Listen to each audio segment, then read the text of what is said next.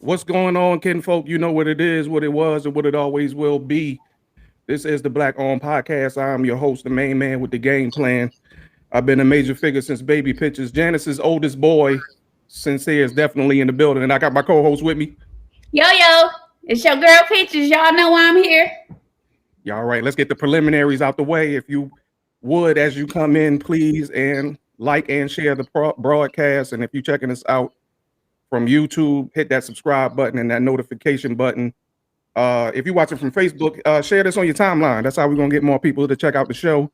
And also, we are looking for guests. So if you own a business, if you're an author, a financial consultant, a realtor, I don't care, or something that will bring some type of value to the audience, man, please hit us up at our email address, the number one, blackownedpodcast@gmail.com. That is the number one, blackownedpodcast@gmail.com. What's going on, Peach? Well, it's one of those days, the day before the long holiday. So yeah. Be ready. You got work tomorrow? Oh, yeah, but I think it's a half a day. But yeah. I have work, but I don't have work. I'll be on a flight bright and early tomorrow morning, going to Philly. Oh yeah, you did say that to celebrate, and I'm going to Cleveland. Yeah. This weekend? Yeah, I'm going tomorrow. So what's up? So it's just an honor because I let my little cousin know, and she done made a whole flyer. So I'm having a barbecue Saturday at 5. I appreciate it. That's what's up. Yeah? Yeah. In your honor? Mm-hmm. It's only right. Only right. You know how when the big dog come home, like I gotta know I'm still outside. You gotta do what you gotta do. We gotta find a way to make it happen. I'm still outside.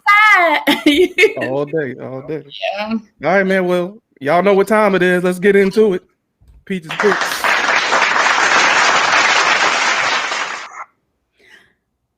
Okay. I only really have one pick today, and it's probably something that's probably saturated the internet. It's the Lil Nas X thing and what he has going on. I don't know if you guys are aware. Lil Boosie received a lot of backlash because, he stood by the baby or whatever when he did his whole notation online, and he said something against Lil Nas X and what he was portraying. Well, today he posted like his little photo shoot pregnant. My thing is, I love the LGBT, all of those letters community, like I don't want to say some of my good friends is that because we don't want to do that. But some of my homeboys run through on my page, that's what they own. So it's nothing against that community. However, what I have a problem with is pushing that on my children, Right. It's nothing wrong. Like if they have this inkling in their heart, or they feel that they desire to be something else, or they desire to be with the opposite sex, I'm going to support them. I have no problem with that. But what I have a problem with is when it's being force fed, spoon fed down their throat. It's like waterboarding to me. Like you're gonna get what I get until I feel like not giving it to you, And I don't want them to feel like that way of life is the norm. And I feel like because of, the presence that is getting the attention that is getting it, how it was a lot of suicide rates, and there's a lot of, gay crimes or whatever. So I understand the notation to allow people to stand in their skin. But the fact that when it comes to the point where you got this little boy on here on a maternity photo shoot, Nah, that's not what I'm teaching my son, and that's not what I'm teaching my daughter. Now, granted, if that's what they decide to do, I'm gonna support them every single way, but I'm gonna let them know it. That little Bible that y'all following and all that stuff, when you get sworn in and all, none of that's in there, And I feel like that the man, like the masculine heterosexual male is being silenced. It's like it's against a law for them to speak up about being heterosexual. It's like if they speak up about being straight, it's like as if they're bashing, a person who isn't. However, on the flip side, if somebody is speaking about the pride of being gay, it's not bashing. We got to kind of find a way to level the playing field or whatever. And what's the equal medium? I don't have the answers. All I know is when I see the stuff, my sons and daughters, they on TikTok, they see this stuff. I'm going to address it.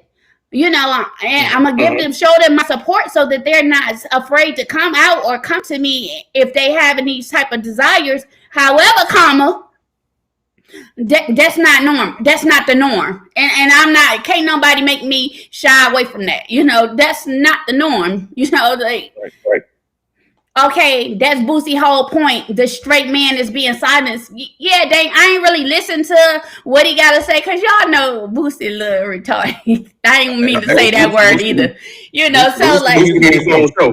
Yeah, he can get a show. He's quite the entertainer to be, but yeah, I just say that's just not what a traditional household is. And my thing is, if that becomes the norm, how do we expect to keep the population? Ain't nobody gonna be making babies. You know what I mean? Like, well, what we doing?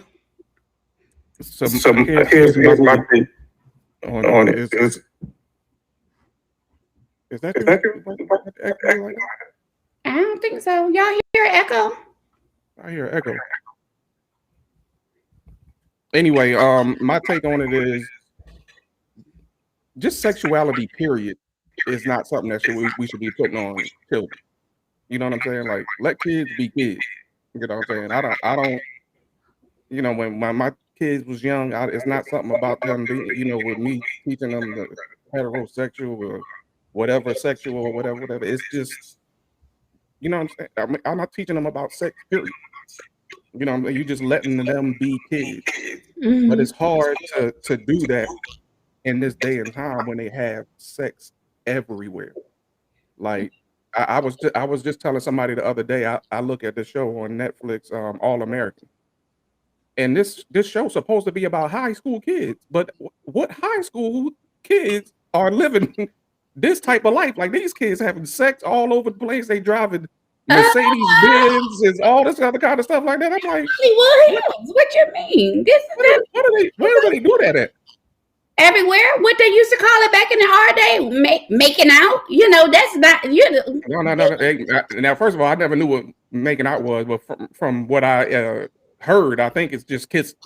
Yeah. Like, these kids are straight up busting it open on that show right there. And I'm like, I mean, that's even. I'm just saying that even the portrayal of heterosexual sex is still, even that is being shoved down the throat of kids these days. So when you add on whatever others, however many other sexualities there are, these days, it adds on to what's already a compounded and complicated, problem. Anyways, we tend to ignore the complications of sexuality, period.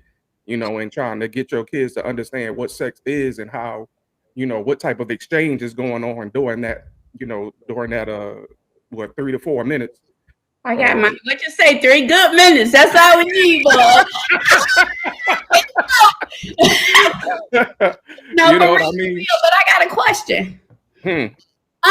So if we're shining, and this is our era, because that ain't the birds and the bees, ain't nothing that's been, talked about the way on the grand scheme of things. But you got to realize evolution or whatever. We talk about, this was like what, 20 some years ago that we had to have these talks, Yeah.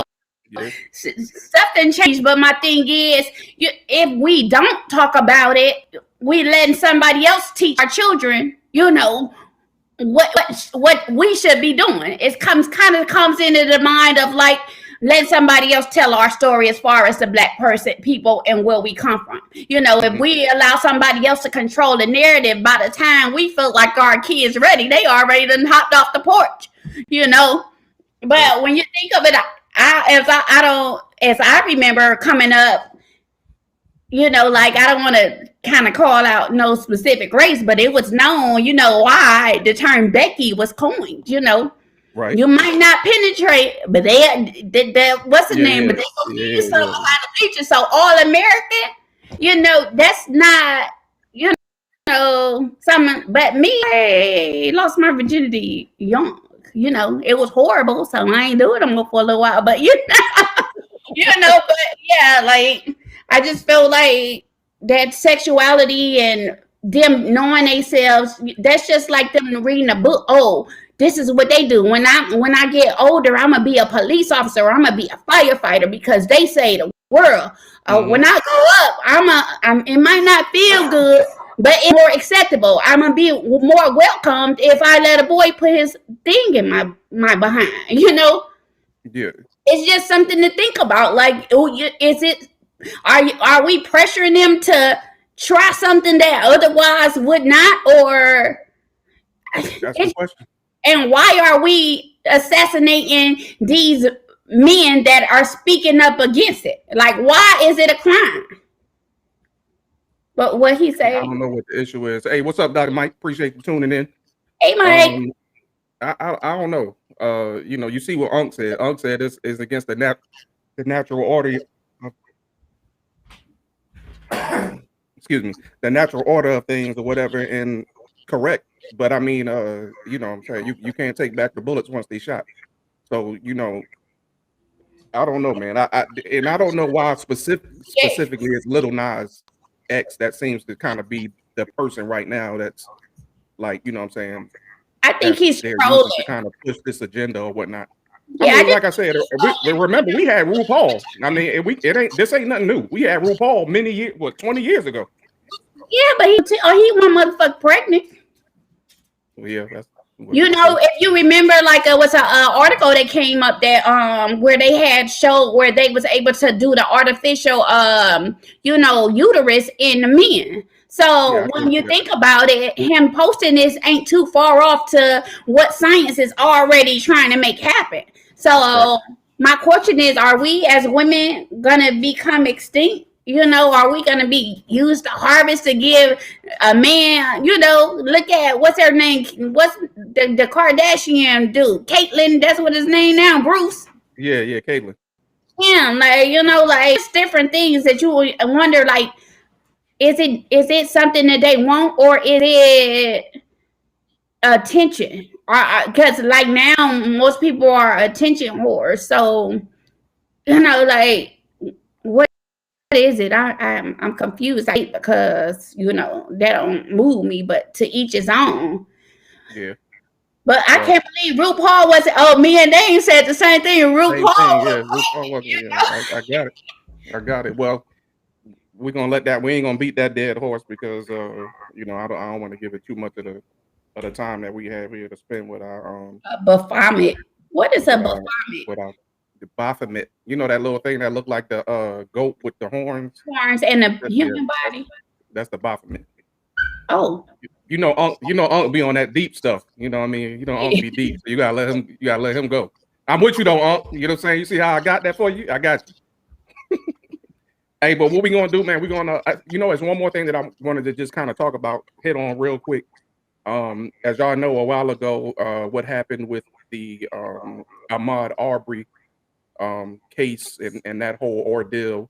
Well, it's just been put out today that the Attorney General is being indicted herself because she hid and cover up some details of the altercation for those gentlemen who were prosecuted. If you remember, or if you don't, one of those, the main guy was an ex-police officer.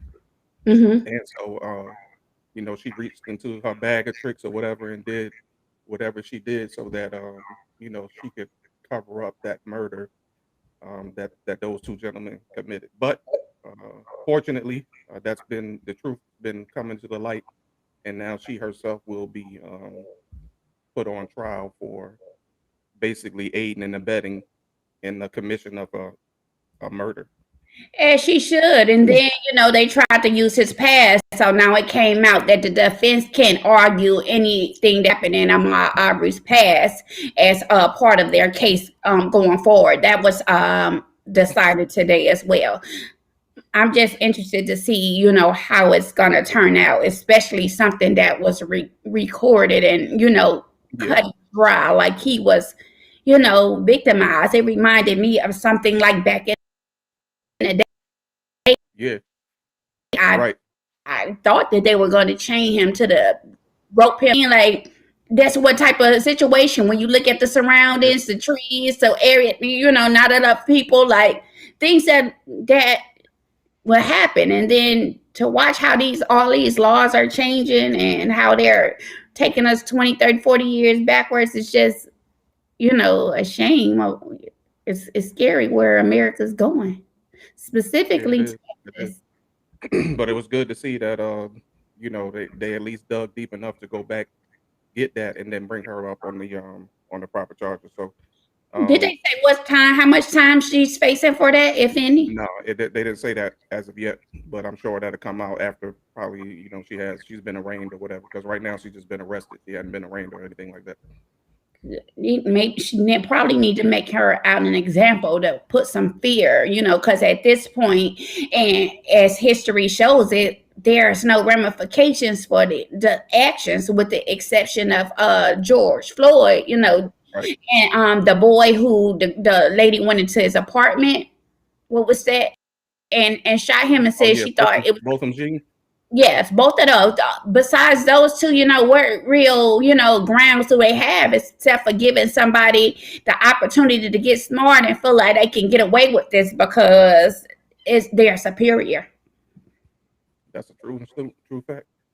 But I want to get into what we're gonna talk about today. We're gonna talk about colorism. That's a real deep subject, and to do that, I want to bring on our guest. His name is Dr. Varun Gandhi. Welcome to the show, Doc. Uh-oh, we can't hear you. Thank you so much. Thank you, Sincere. Thank you, Peaches. Sorry about that. I was on mute. And love abundance, everybody. How y'all doing today? What is going on, man? We're doing really good. Dr. Gandhi is the host of another podcast called What's Your Story? But he has many titles. And I would like for us to kind of talk about a couple of those titles. So if you would just share with us what your what some of your titles are, so we can explore them, if you will. So I'll start out with the one that's the most obvious, the doctor at the very beginning. The doctorate, I have a PhD in environmental engineering with a focus on drinking water, the water that comes in our taps. Right. So my focus was how to better provide clean drinking water around the world. And I did my research for 5 years in this topic, got a PhD. And as I was looking for career options, my mind was focused completely on, I'm an Indian, so we're on that engineer mindset, like, hey, I'm just going to get a job, and so that was my focus. After a couple of years, I realized this was the wrong direction. I didn't really want to go into this direction. And all of it started because I had a pain in my stomach. And that pain told me that I was not going in the right direction. And I constantly had this voice in my head asking me, what's your purpose? What's your purpose? Like, what are you doing at this job? Why are you here? And I constantly had that voice in my mind for about 6 months, along with that pain in my stomach. And when I realized... Can you guys hear me? Yeah, we can hear you. You froze. Can you hear us speak?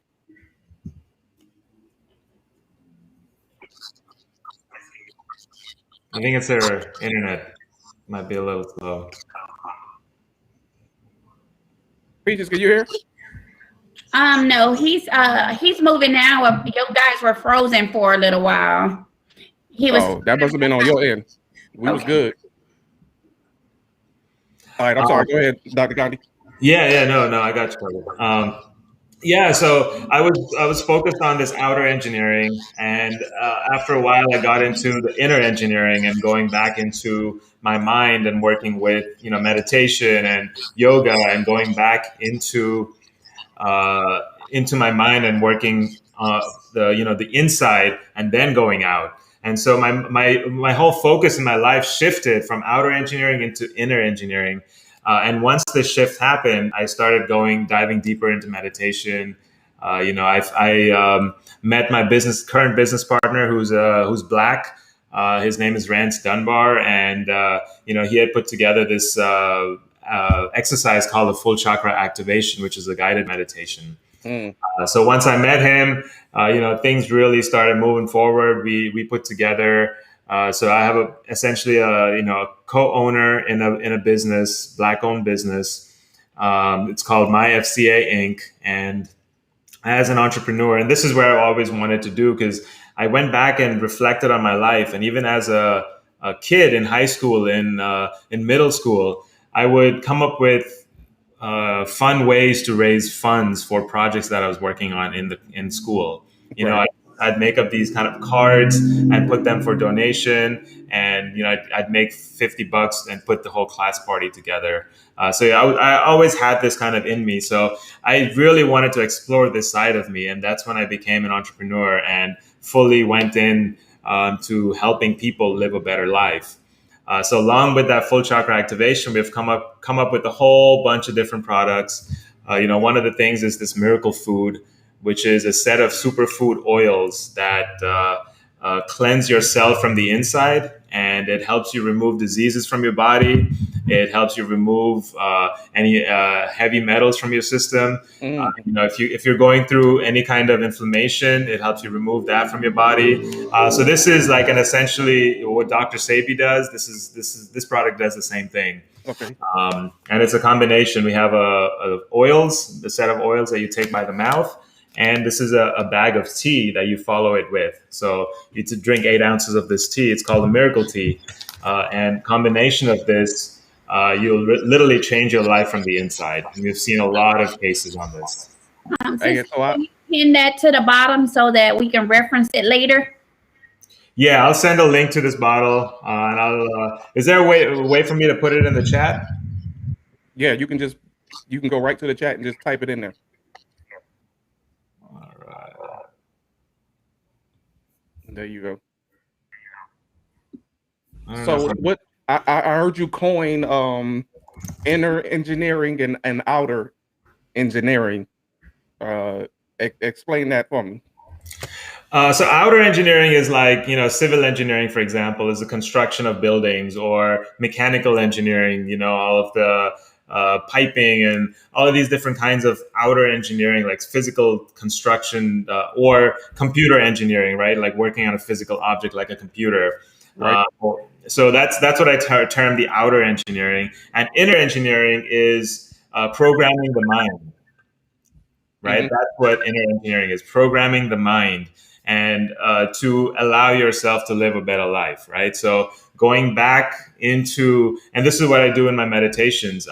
When I'm meditating every night, I sit down and visualize what I want to manifest in my life, for example. If I want to take my show to new heights, if I want to have a particular guest on my show, I visualize that interview with that person during this meditation. And that inner engineering is when I realize most of my gains have happened. Most of my growth has happened in that time. So that's what I mean by inner engineering. I like it. Now let's get to the good stuff, if you will. Yeah. So you wrote an article about colorism, and I was fascinated by the article. I read it twice. So first, tell me, why was this such an issue that you believed that you needed to kind of speak out on from your point of view? I like Lamar, how he said, smoke that bud is my meditation. Lamar, I definitely use that too. I smoke a bud and then I meditate. It definitely helps me go deeper into the meditation. Indeed, indeed. Hey, but Doc, I don't want you to encourage Lamar though. He's wild. He doesn't need any more encouragement than he already gets. Before you start, can you define what you feel is colorism, and then go into what drove you to write that, please? Yeah, definitely. So the way this article came about is I have a show called What's Your Story? And essentially, the first season of this show, I explored different topics in depth. So each episode was about the different topic. We covered mental health.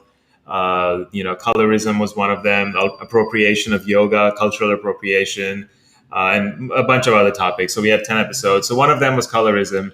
Now, this article came from that episode. It was topics that we discussed, stories that were mentioned. And so what is a discrimination based on your skin color, right? It's when you have either darker skin versus lighter skin versus darker skin. Now, the thing is, going back to Sincere's question, what really got me interested in this is when I was interviewing my guests, and I had 3 guests on. All of them were from different parts of India. One was from a state that's in the Western India. One was from a state that's in the Southern India. So this is like thousands of miles apart. And each of them have faced colorism in their own way. One was because when she was younger growing up, she was darker than everyone around her. And so she would get, all of the light-skinned girls would not be allowed to hang out with her.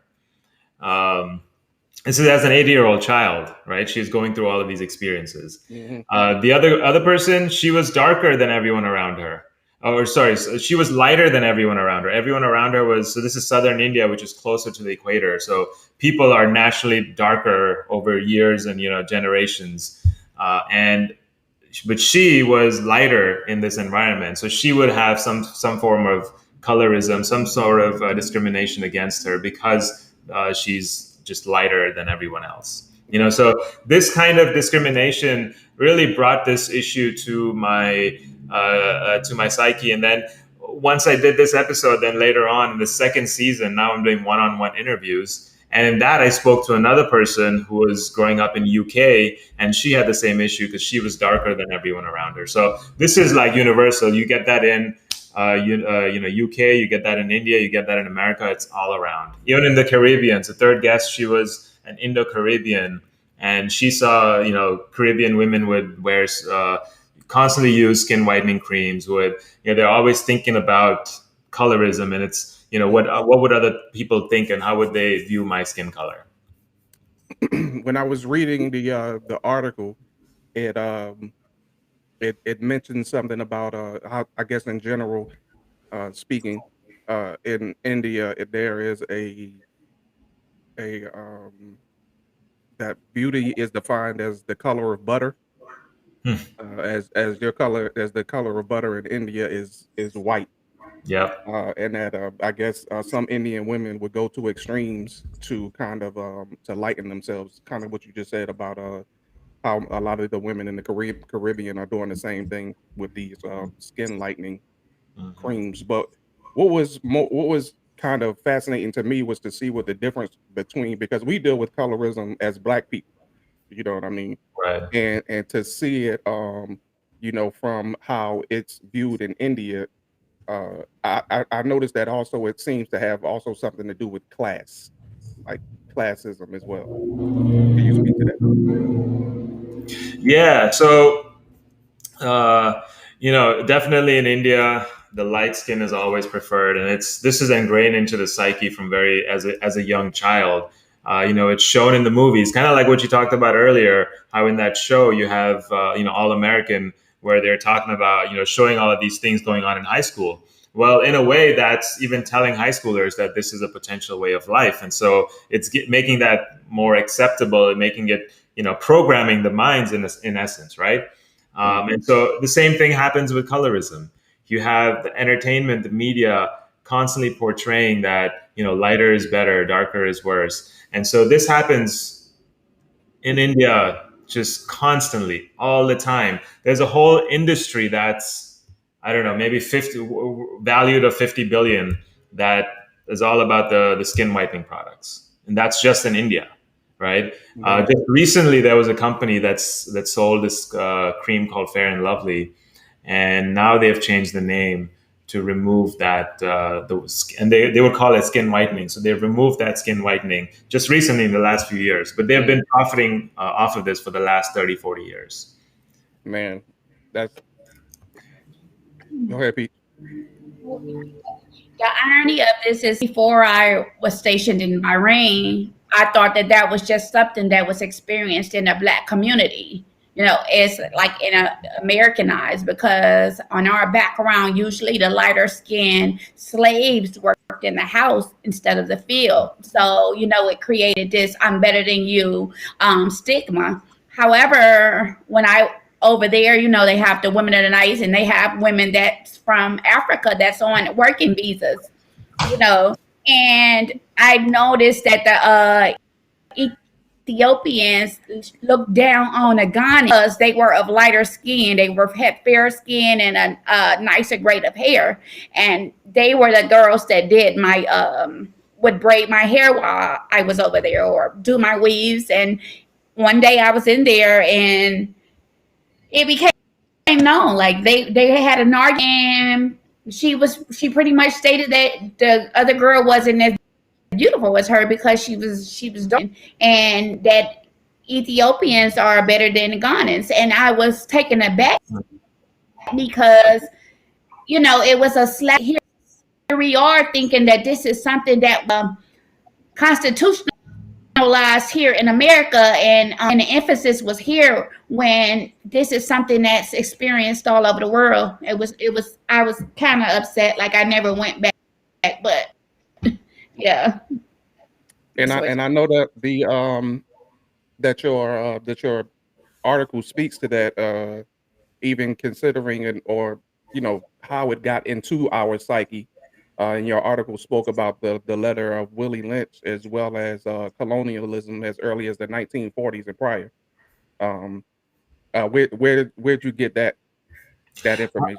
Yeah, so I was actually doing my research, and I found written in a book. They gave this story about Willie Lynch, and how in the 1712 he was this British slave owner who was in the West Indies, and while he was giving a speech, he was talking about how we could further enslave, further enslave people, the local people.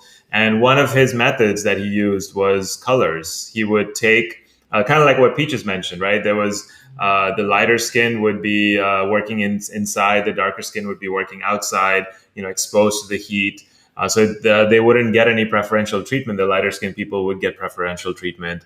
And they used this. They created a structure where, like white is the best, the lighter skin is in the middle, who would control the darker skin. The darker skin had zero privileges. The lighter skin, like they would work inside, indoors, outside of the heat. They would have a little bit of privileges, but they would be controlling the darker skin folks. So that's kind of how they created the structure. And that's how the whole, I guess, the thought came into the psyche of people to do such a thing. And so 1712 all the way down, and you know, it's been implemented in various forms. All through media, all through entertainment, all through movies, just so they could keep projecting the same message over and over again, so it could pass on from generation to generation. And you know that Actually, brings me to go ahead. What's that? We have two comments. Mar was given the name of the book, Willie Lynch, How to Create a Slave. He said we should all read it. And then G-Man, he says America is doing a better job with colorism by putting darker women on TV. But that's just they being called out. This is just a little Nas X situation, anything pressure, and everything gets put on TV or social media and stuff. So when they're shining a darker light, I don't think that they're trying to clear it up. They're just trying to keep us quiet. Hence, if you look at channels now, you'll see more Black anchors than ever before in over the last year. You guys probably haven't noticed it, but it's something to kind of put a Band-Aid on a problem that deserves some stitches or some staples, But it's cute. It's like it's an appeasement tactic, right? Like, let me do the least amount of the minimum amount possible just to get away with it, right? So I'll just keep doing it, keep doing the minimum.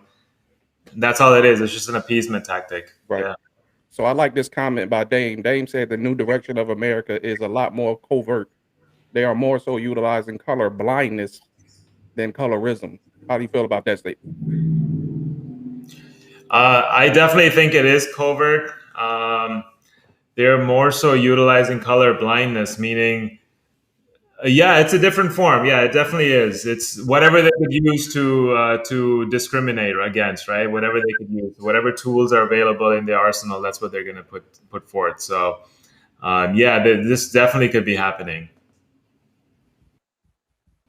I'm sorry, somebody is texting from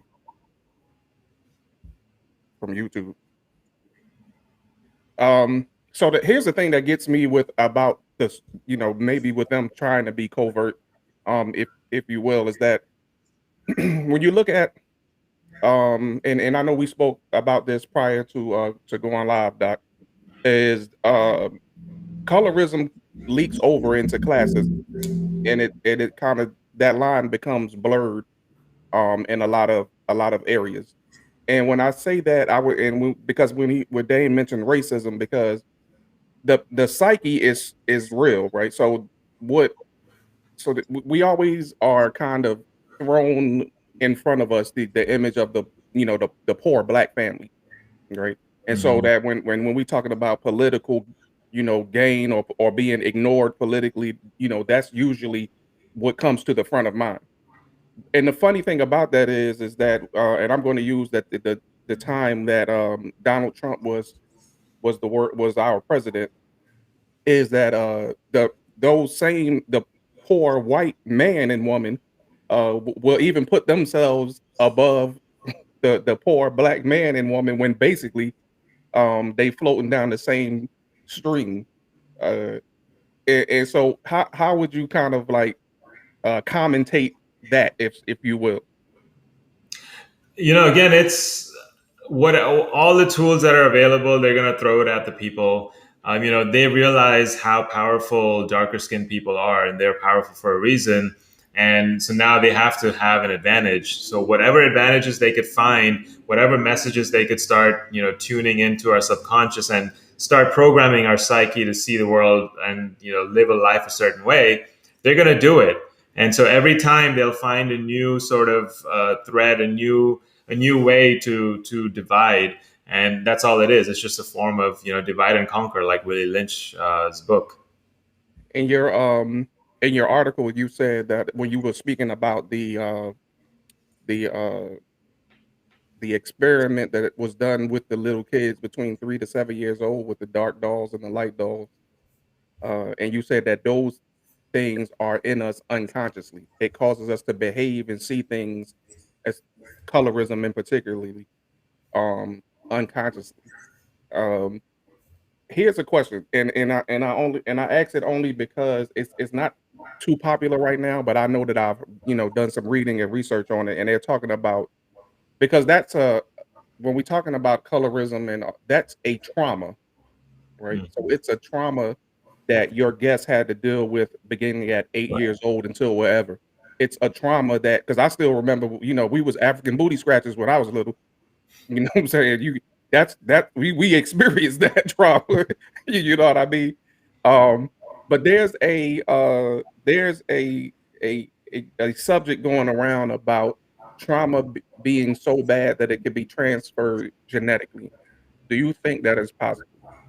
I definitely have seen that, where trauma can pass on from one generation to another, and maybe not genetically, but even habitually, right? Like, let's say, for example, you're traumatized as a younger kid, and now when you're a parent, you're going to be acting from that space of trauma. So when you're treating your kids as a child, as a baby, as a 2-year-old, you're going to be treating that kid from that child, from that space of trauma. So that trauma is going to get transferred over to the child.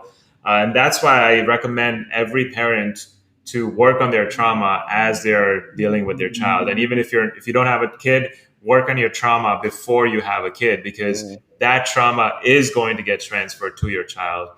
No doubt about it, because it's all in the behaviors. Like little kids, they're sponges. They see everything as a child, 1-year-old, 2-year-old, 3-year-old. They're just observing everyone's behaviors. They can't really understand language, so all they see is people moving around and people, behaviors and actions, and from that they create the meaning, and from that they attract behaviors of their parents.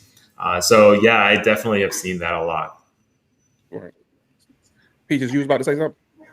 Yeah, it's just I feel like that same need to appease is used on a positive for someone, just as they use it as for instance, when during the elections they used Stacey Abrams to be the face of the party to kind of get the Black people in the vote to put them in office. So I think that what we have to realize, just like we study and analyze this, there's people who do this for a living, and we pretty much use us as puppets to kind of drive us to where we want them to be, meaning thinking the whole time we're thinking that we're doing something and we're excelling and we're making a change, but really, only thing that we're really doing what they analyzed and told the Mr. Biden and whoever else they in order to gain a popular vote or to do what they needed to do to get in office. And that's just something that's going on. Like, unfortunately, blue-collar white men have switched to Democrats as well. So that's something that they didn't plan or analyze that would happen. Is what kind of created the even keel, or to kind of make us more prominent than what it is. But I feel like it has nothing to do with us as more of a puppeteer, because this is something that's needed for the advancement or the greater, or to keep that pecking order the way it is, light to dark. Right. You mentioned Stacey Abrams, and I would say the same thing about Kamala Harris, how she went to the Black community, and then she also came to the Indian community doing the same thing. Mm-hmm. And I've realized both the Black and the Indian community don't really consider her as part of that community, just because she's never stood up for them. She's never been there for them. Right. The only time I ever seen Kamala Harris acknowledge. I'm sorry. Go ahead, Peaches. That and the fact that she doesn't recognize her dad. She never did. She gave all of her praise and the person that she is to her. She identified as Asian American. However, because Joe Biden knew that he get her on the ticket, we're not really going to do the research. We see she's Black and she's a woman. So it's like, and she went to a CU. Forget the fact that she identifies as Asian American, and that was the tipping point for them. And again, I guarantee you, they analyzed this, years before. He been knew that for office, and they lined these things up. People who professionally do this, and that this is the outcome. But we talked about this during the election, and I guess I got a lot of flack because I, just like you said, I called them on it. Like, I can see, you can tell me the sky is pink, but if it's blue, it's blue, And then we were pushed with you got to pick the lesser of the two evils. So either way go, you was forced to put her in office. And so, and what that is media messaging, right? And you spoke about this in your article as well, because I remember you bringing up, the people who are gardeners and all of that, and even the movie Straight Outta Compton, you brought that up in there. Can you speak to the media messaging and how that works? Yeah, you know what I've noticed is a lot of magazines do this, where let's say darker celebrities will get airbrushed to Mm-hmm. look a little fairer. You know, like I think it was Elle magazine did that with Gabby Sidibe. Mm-hmm. You know, and then this happens in India as well. A lot of actors with maybe a little darker skin, they're shown to be more whiter in magazines and print form, but also on TV. For example, just recently there was a TV show that had a darker, like it was about the southern, in southern India, but they had to cast an actress who was white, so like a little fairer, so they had to make her black to play a particular role, like darken her face to play a particular role. Like, why couldn't they have just hired someone who already was a little darker to Right. begin with to fit that role, right? So it's you see that playing around a lot. You have people who act black, but they're inside they're still white. And I'd say Kamala Harris, if she really was Asian American, then maybe she would have married Asian American too.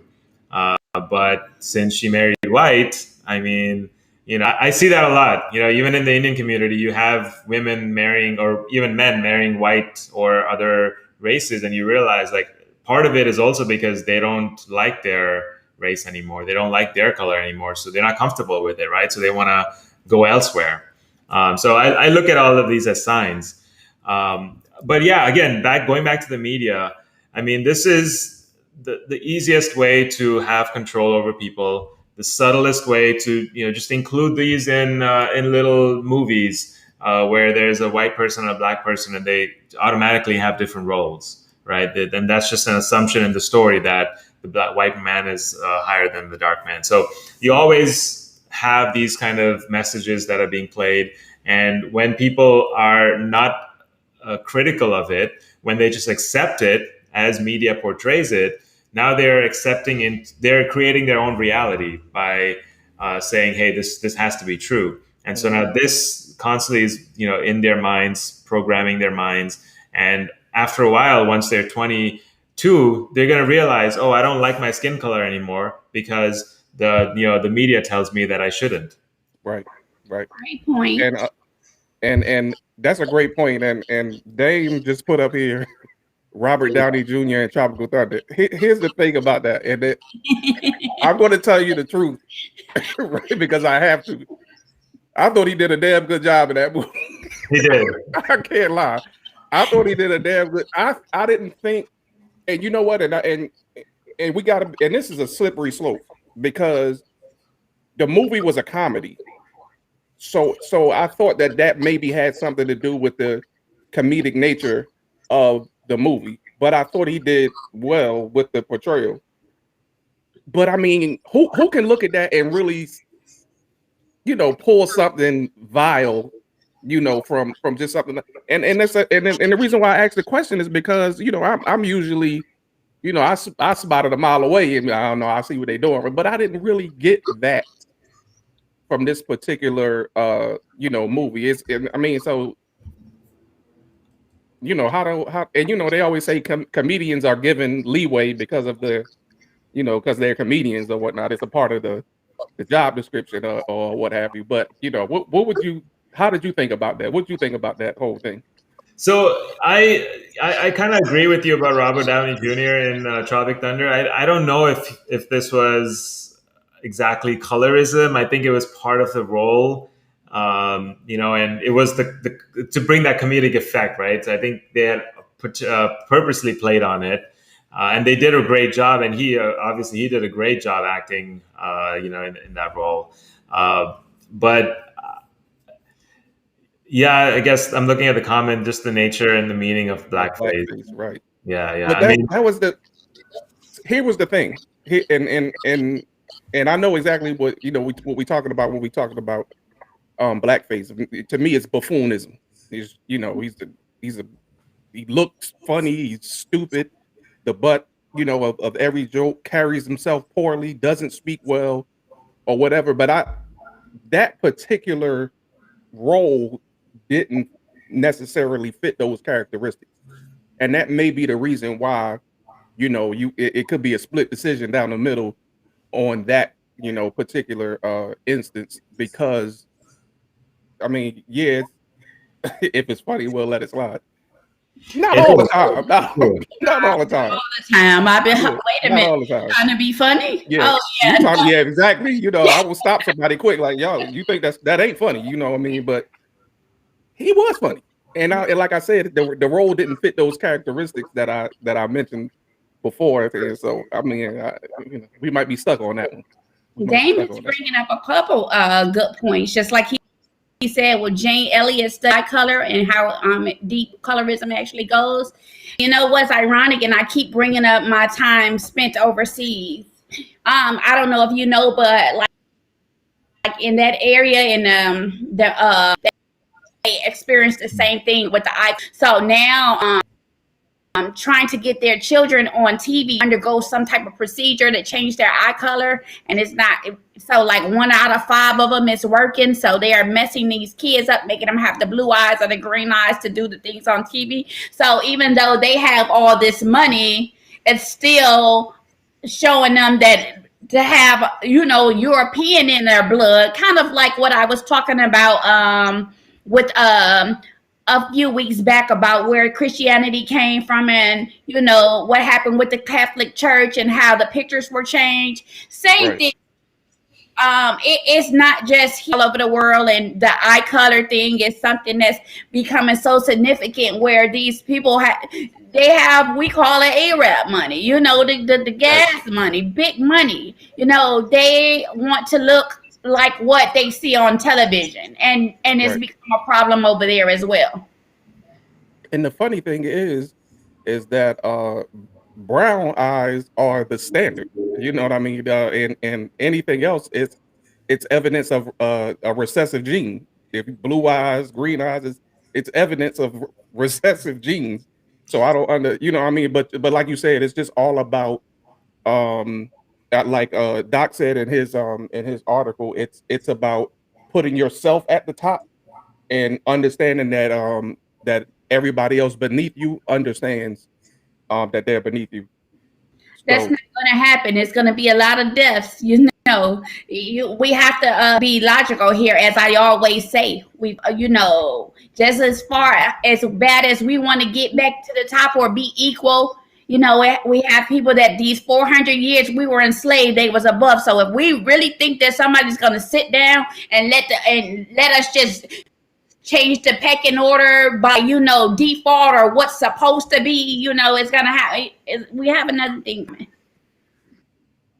So when earlier Doc was speaking about people and having to kind of basically love yourself, I know in your article you compared the body to a vehicle of it being a Ferrari, but when you look at it, you see an old 1994 Corolla.